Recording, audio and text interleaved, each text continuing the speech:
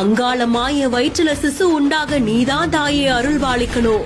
நம்பிக்கையுடன் வரும் லட்சக்கணக்கான பெண்கள். அங்காளம்மா கோவிலில் 8ஆம் திருநாளின் போது உதிரசோறு இறைப்பாங்க.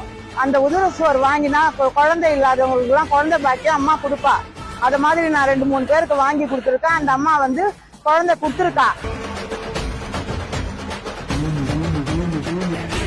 ஆயிரக்கணக்கான தலைகளுடன் பிரம்மாண்டமாக நடந்த அதிசய திருவிழா. கோவிலில் கொடுக்கப்படும் உதிர சோறுக்கு இத்தனை மகிமையா?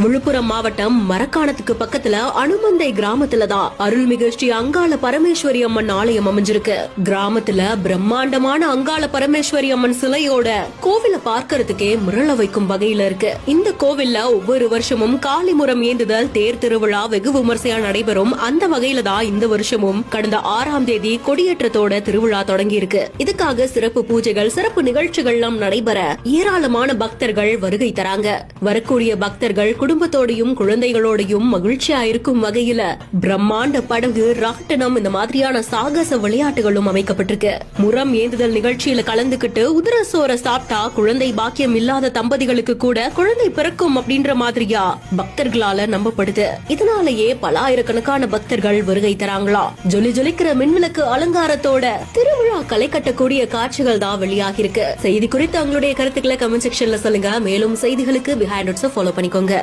அனுமந்தை அங்காளம்மா கோவிலில் 8ஆம் திருநாளின் போது உதிரசோறு இறைப்பாங்க. அந்த உதிரசோறு வாங்கினா குழந்தை இல்லாதவங்களுக்கு எல்லாம் குழந்தை பாக்கியம் அம்மா கொடுப்பா. அது மாதிரி நான் 2-3 பேருக்கு வாங்கி கொடுத்துருக்கேன். அந்த அம்மா குழந்தை கொடுத்துருக்கா. அந்த கோயில்ல நாங்க பல வருஷம் வரோம். நமக்கு நினைக்கிறத குலதெய்வம் எங்க அங்காளம்மா குலதெய்வமே தான். நான் பல வருஷம் வரோம். இந்த அம்மாவை வேண்டிக்கிட்டு வர்றவங்களுக்கு இந்த அம்மா மேல மேல நன்மையை தான் கொடுக்குறா. அதனால குழந்தை இல்லாதவங்க எல்லாம் இந்த உதிரசோறு வாங்கி அதை சாப்பிட்டோன்னு வச்சுக்க, மறு வருஷத்துக்கு எல்லாம் குழந்தையோட அங்க பிரதட்சணம் பண்ணுவாங்க இந்த கோயில்ல. அவ்வளவு விசேஷமான கோயில் இந்த அனுமந்தை அங்காளம்மா கோவில்.